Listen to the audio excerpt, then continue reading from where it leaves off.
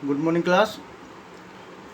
अभी तक हमने वन कॉलम यानी कि single column cash book and इसके बाद हमने टू कॉलम कैश बुक। आज हम देखते हैं थ्री कॉलम कैश बुक कैसे बनती है। जो भी क्वेश्चंस इसमें दे रखे हैं, मैंने बुक में देखा कि इसमें लगभग सारे क्वेश्चंस में टू कॉलम कैश बुक दे रखा है। देखिए, two column cash book and three column cash book में कोई ज़्यादा डिफरेंस नहीं होता है। डिफरेंस होता है केवल और केवल डिस्काउंट का। अगर हमको डिस्काउंट की भी एंट्री करनी है, डिस्काउंट को भी शो करना है अपनी कैश बुक में, तो हम एक कॉलम और बना लेते हैं कैश से पहले, जिसको हम क्या कहते हैं, डिस्काउंट का कॉलम बना लेते हैं। दोनों तरफ, both side, debit and credit. तो अभी तक हम क्या करते थे, कैश और बैंक दो कॉलम बनाते थे। अब दोनों से पहले एक कॉलम और बना लेंगे जिसको हम कहेंगे डिस्काउंट का कॉलम। बाकी कॉलम आपके जैसे थे वैसे ही सेम रहेंगे। तो जब हम कभी डिस्काउंट को भी शो कर देते हैं तो वो कौन सी हो जाती है, थ्री कॉलम कैश बुक बोली जाती है।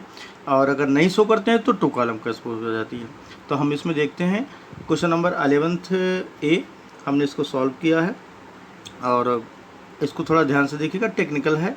कई जगह हो सकता है आपको कई डाउट्स क्रिएट हों, लेकिन मैं कोशिश करूँगा उन सारे डाउट्स को बिल्कुल क्लियर करने की। फिर भी अगर कोई डाउट्स आपके मन में रह जाता है तो प्लीज़ आप मुझे इन्फॉर्म कर सकते हैं। ओके, तो चलिए देखते हैं क्वेश्चन नंबर 11। देखिए, write the following transactions in two column cash book and balance the cash book. अब इसमें आपको टू कॉलम कैश बुक दे रखा है, लेकिन हमने इसको थ्री कॉलम में, यानी कि हमने डिस्काउंट की भी एंट्री इसमें की है। तो अब ये कौन सा हो जाएगा, थ्री कॉलम कैश बुक। तो अब देख लीजिए, 2017 जनवरी 1 कैश इन हैंड है आपका 6000 एंड बैंक बैलेंस, और ब्रैकेट में दे रखा है क्रेडिट, ब्रैकेट में दे रखा है आपका क्रेडिट। तो इट्स मीन्स क्या हुआ, ये 3000 जो है वो बैंक का बैलेंस है लेकिन क्रेडिट का बैलेंस है। तो हम क्या लिखेंगे, टू बैलेंस बी डी, आप 6000 कैश में लिख देंगे, वही 2017 जनवरी 1 में, एंड 2017 जनवरी 1 में by balance b d bank में लिख देंगे। यानी कि जो कैश का हमेशा डेबिट रहेगा तो हमने डेबिट में शो कर दिया, और बैंक का जो क्रेडिट है बैलेंस वो हमने क्रेडिट साइड में बैंक वाले कॉलम में शो कर दिया बाई बैलेंस बी डी के नाम से। नेक्स्ट देखते हैं, जनवरी 3 में डिपॉजिटेड इनटू बैंक 2000 रुपीज़। जब भी कभी कोई अमाउंट बैंक में डिपॉजिट किया जाता है, ये बैंक से विड्रॉ किया जाता है, तो वहाँ पर कंट्रा एंट्री होती है। तो हम bank account debit to cash, तो पहले हम क्या करेंगे, टू कैश और बैंक वाले कॉलम में शो कर देंगे 2000। फिर वही जनवरी 3 में सेम डेट में बाई बैंक और कैश वाले कॉलम में शो कर देंगे, और अलग वाले कॉलम में हम क्या करेंगे, सी फॉर कंट्रा, दोनों तरफ जो है हम सी को लिख देंगे ताकि ये पहचान बनी रहेगी कि ये कंट्रा एंट्री थी। नेक्स्ट है आपका received from Mohan discount allowed. कह रहा है कि मोहन से रिसीव किया है और डिस्काउंट उनको कितना अलाउड किया है, 10 रुपीज़। तो जब मोहन से रिसीव करेंगे तो क्या हो जाएगा, cash account debit to Mohan. अब डिस्काउंट भी है तो हमको डिस्काउंट की एंट्री भी करें, अगर हम करना चाहें तो फिर क्या एंट्री हम कर देंगे, देखिए देखते हैं। तो जब डिस्काउंट गिवन होता है, अगर हम कैश रिसीव करेंगे तो डिस्काउंट गिवन होता है, तो क्या एंट्री हो जाएगी, cash account debit discount account debit to Mohan. अब देखिए, इसमें कैश डेबिट है तो हम कैश में ही लिखेंगे, लेकिन इसका अपोजिट वाला टू मोहन। तो अब देख लीजिए, कैश में ही लिखेंगे हम जनवरी 5 में, टू मोहन 400 कैश वाले कॉलम में हमने दिखा दिया। अब जो डिस्काउंट का जो 10 रुपीज़ आपको दे रखा है, डिस्काउंट का 10 रुपीज़, तो वो हम क्या करेंगे, उस डिस्काउंट को भी हम इसमें शो कर देंगे 10 रुपीज़। डिस्काउंट वाले कॉलम में डिस्काउंट को लिख देंगे उसी के सामने, क्योंकि डिस्काउंट भी आपका डेबिट है तो डेबिट में ही आ जाएगा।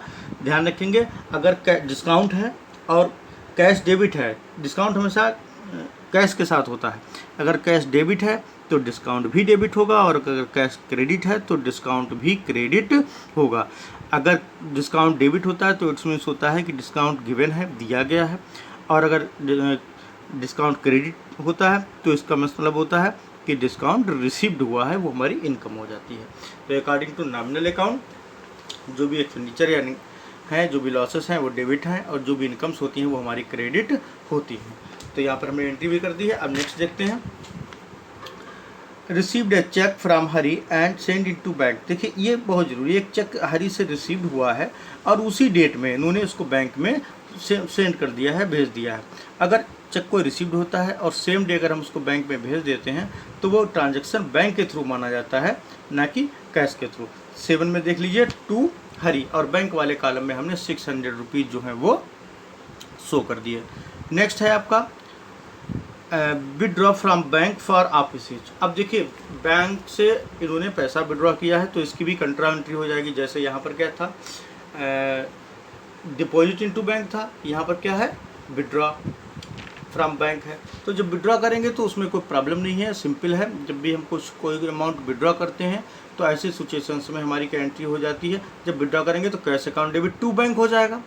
भाई विदड्रॉ करते हैं तो कैश रिसीव्ड होगा और बैंक क्रेडिट हो जाएगी, क्योंकि बैंक के पास से पैसा जा रहा।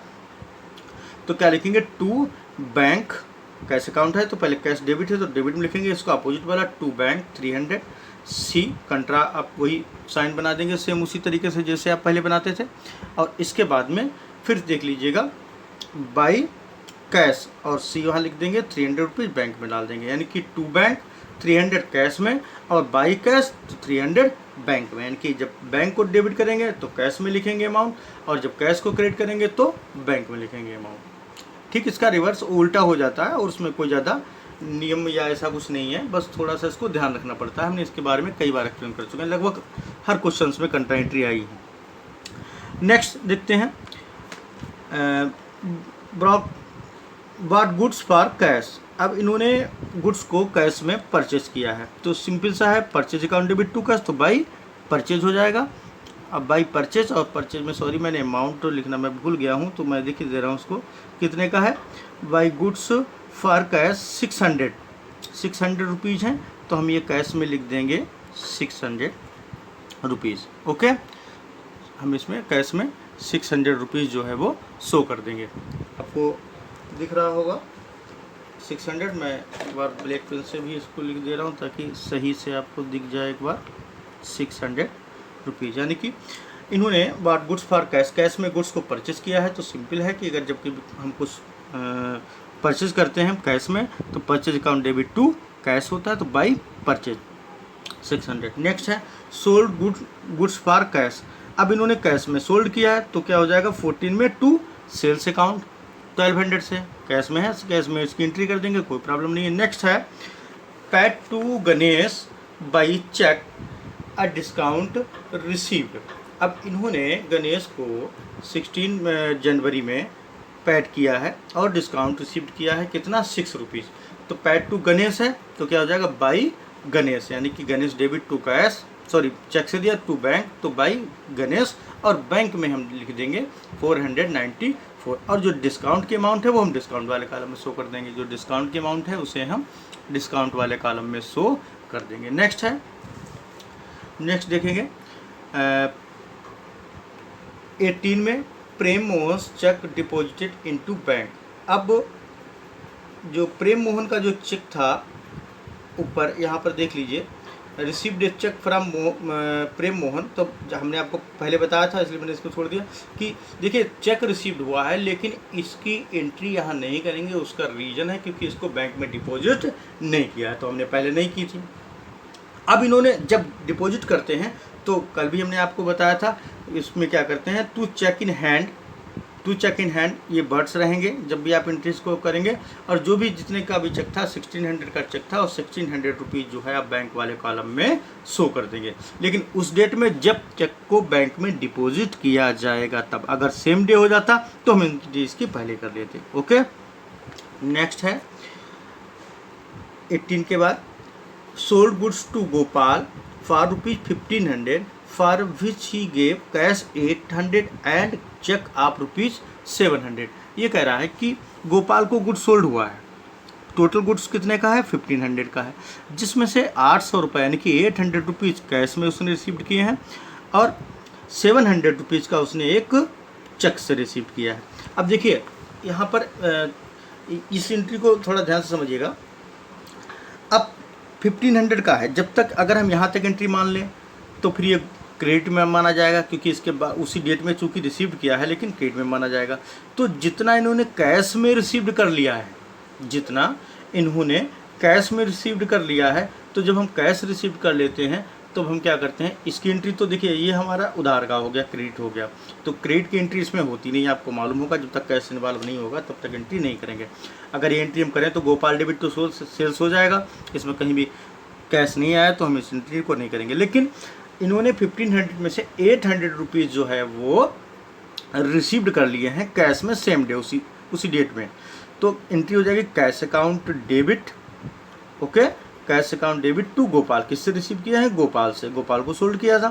तब हम क्या करेंगे, टू सेल्स आब्लिक गोपाल, मैंने देखिए दोनों लिख दिया है, टू सेल्स आब्लिक मैंने आब्लिक गोपाल, दोनों मैंने इसमें लिख दिया। तो आपको क्या करना है, टू गोपाल को ही लिखना है ताकि आप कंफ्यूज ना हो। मैंने इसलिए लिख दिया ताकि आप कंफ्यूज, सेल्स वाला था, टू गोपाल, क्योंकि क्रेडिट की एंट्री होती नहीं है। अब हमने रिसीव्ड किया है गोपाल से, तो cash account debit to Gopal, कितना रिसीव्ड किया? 800। लेकिन बाकी का जो 700 है, बाकी का जो 700 रुपीज़ है, क्योंकि 800 प्लस 700 1500 हो जाएगा, बाकी का जो 700 है ये चेक रिसीव्ड किया, लेकिन अभी तक इन्होंने इस चेक को बैंक में सेंड नहीं किया है। तो नहीं किया है तो इसकी जनरल पेपर में एंट्री चली जाएगी। इसके लिए इन्होंने आई थिंक एक वो भी दे रखा है, ये इसमें नहीं दे रखा है, चलिए छोड़िए, मैं बता दे रहा हूँ आपको कि अगर आपने जनरल पेपर में जब हम एंट्री करते हैं तो सिंपल सा हो जाता है, cheque in hand account debit हो जाएगा, जो भी जिससे भी है उसका नाम आ जाएगा, इसमें कोई प्रॉब्लम है नहीं। अब जानते हैं कि जब तक चेक को बैंक में डिपॉजिट ना कर दिया जाए तब तक हम उसकी एंट्री कैश बुक में नहीं शो करते हैं। अब इसलिए देखिए, अब यहाँ पर समझिएगा, नेक्स्ट में इसी को अभी आगे नेक्स्ट में इसमें डिफाइन कर रहे हैं। 22 में कह रहा है deposited into bank including Gopal's cheque. अब ये कह रहा है कि 22 में उन्होंने टोटल कितना है 900, टोटल कितना है 900। देखिए टोटल कितना है 900 है, तो 900 में इंक्लूड है, ये बता रहे हैं इंक्लूडिंग गोपाल चेक, गोपाल का चेक कितने का था 700 का, तो यानी कि 700 गोपाल्स वाले हैं प्लस 200 जो रिमेनिंग बैलेंस बचा है वो अब इन्होंने कह रहा है कि 200 रुपीज़ जो है वो इन्होंने डिपॉजिट किया है बैंक में, और इंक्लूड गोपाल का भी चेक इन्होंने इंक्लूड करा दिया। तो इसके इट्स मीन्स हुआ जब भी बैंक में कोई पैसा डिपॉजिट होता है तो उसकी हम क्या करते हैं, कंट्रा एंट्री करते हैं। इतना याद होगा, ध्यान से सुनिएगा, जब भी कोई पैसा बैंक में डिपॉजिट होता है तो हम उसकी क्या करते हैं, कंट्रा एंट्री करते हैं। तो बैंक में हमारा अभी जो इन्होंने कैश डिपॉजिट किया वो कितना है, केवल 200 है, बाकी का जो 700 था वो गोपाल का था। तो अब देख लेंगे, पहले हम क्या करेंगे, to cash account, C for contra 200, और सेम वही बाई बैंक, और वो 200 कैश में हम लिख दिया। पहले तुमने 200 की कंट्रा एंट्री कर दी। अब इसके बाद जो चेक 700 का जो डिपॉजिट हुआ है तो वो to cheque in hand account, वही सेम डेट में to cheque in hand account 700 rupees जो है बैंक वाले कॉलम में हम शो कर देंगे। इसलिए हमको इसको अलग अलग करना पड़ा, क्योंकि एक साथ कर हम हो नहीं सकती थी एंट्री, क्योंकि 900 जो रुपए थे, टोटल जो मनी थी, उसमें 700 रुपीज़ जो वो चेक था जो गोपाल वाला था उसको भी उन्होंने डिपॉजिट किया। लेकिन जो गोपाल का चेक जो भी डिपॉजिट किया जाता है या किसी पर्सन थर्ड पर्सन से कोई चेक मिला उसको अगर हम डिपॉजिट करते हैं तो उसकी कंट्रा एंट्री नहीं होती। कंट्रा एंट्री उसी की होती है जब डायरेक्ट बैंक में कुछ भी आप इससे डिपॉजिट किया जाए। आई होप आप लोग समझ गए होंगे। नेक्स्ट देखते हैं, पेड रेंट बाई चेक। तो सिंपल सा है, चेक से रेंट पेड किया है तो बाई रेंट हो जाएगा 24 में, बाई रेंट अब 150 हम शो कर देंगे। नेक्स्ट है withdraw from bank for personal use. अब पर्सनल यूज़ के लिए हम कई बार बता चुके हैं, तो ड्राइंग में आ जाता है, 25 में हम लिख देंगे बाई ड्राइंग 200 बैंक से किया है तो बैंक वाले कॉलम में शो कर देंगे। Bank notifies that Prem Mohan cheque was dishonoured. अब हमने आपको कई बार बताया है कि डिसऑनर्ड मीन्स होता है चेक का कैंसिल होना, यानी कि जब बैंक चेक को कैंसिल कर देता है, उसका पेमेंट नहीं करता है, तो ऐसी सिचुएशंस को डिसऑनर कहते हैं। अब ये प्रेम मोहन का जो चेक था जो पहले मिला तब ये डिपॉजिट हुआ नहीं बैंक में, बाद में आकर के इन्होंने 18 में इसको डिपॉजिट किया था, अब बैंक ने 28 में आकर के इसको क्या किया, इन्होंने डिसऑनर कर दिया। तो जब कभी चेक डिसऑनर हो जाता है तो वहाँ पर रिवर्स कर देते हैं, अपोजिट एंट्री हो जाती है। तो अब क्या हो जाएगी, बाई प्रेम मोहन, यानी कि प्रेम मोहन डेबिट टू बैंक हो जाएगा। और पहले जो एंट्री हुई थी तो वो आपकी पहले तो जनरल प्रॉपर में एंट्री हुई थी, इसके बाद में टू चेक इन हैंड करके आपकी उसमें एंट्री हुई थी, जो आपका पहले चेक जो आया था 1600 का, ये देख लीजिए, जो चेक इन हैंड करके।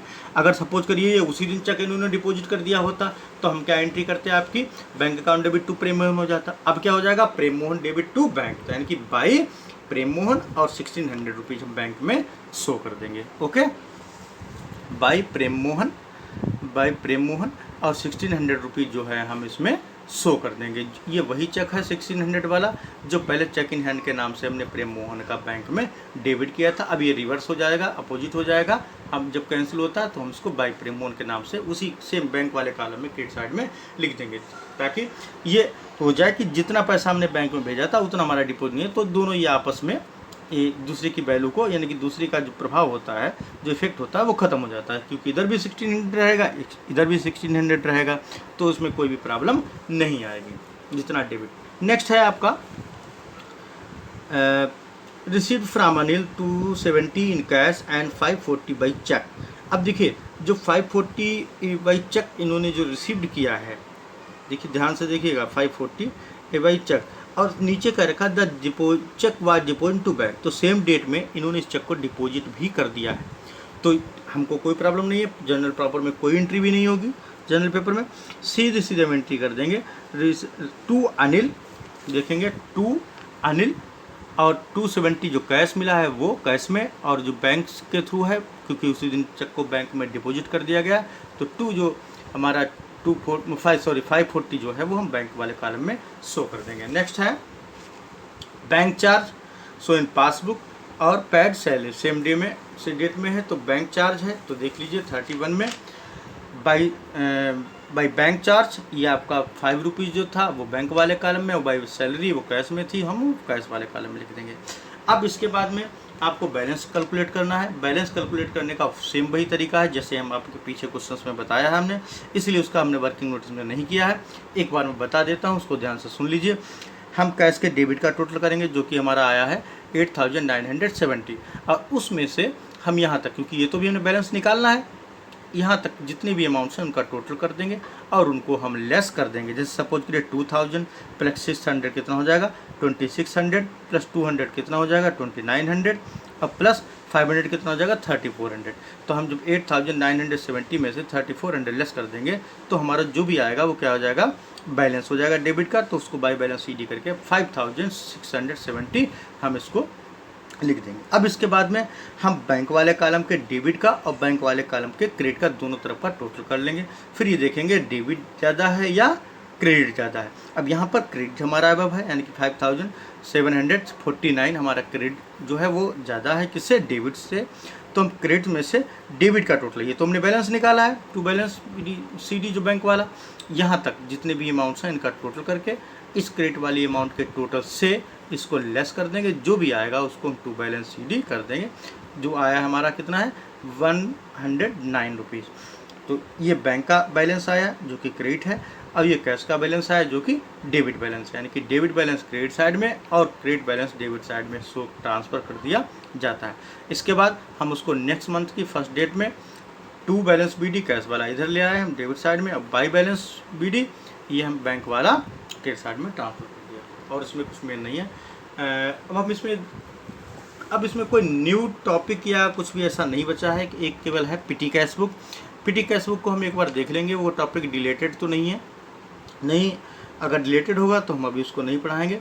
आगे आप इन क्वेश्चंस की प्रैक्टिस करिए, हमको भी एक आध अगर क्वेश्चन और कुछ लगेगा जिसमें कोई नई चीज़ है तो हम उसको आपको एक्सप्लेन कर देंगे, एक न्यू वीडियो हम आपको सेंड कर देंगे। लेकिन अब अगर पिटी कैश बुक इसमें नहीं है तो अब ये आपका वर्क बचा है, इसमें आप जो भी क्वेश्चंस हैं, जो भी आपके 2 4 5 क्वेश्चन बचे हैं उनका प्लीज़ रिवाइज करिए उनको, और उनमें जो भी डाउट्स हों रिवाइज करते वक्त उनको आप हमसे पर्सनली पूछ सकते हैं, उसमें कोई प्रॉब्लम नहीं। Okay, thank you.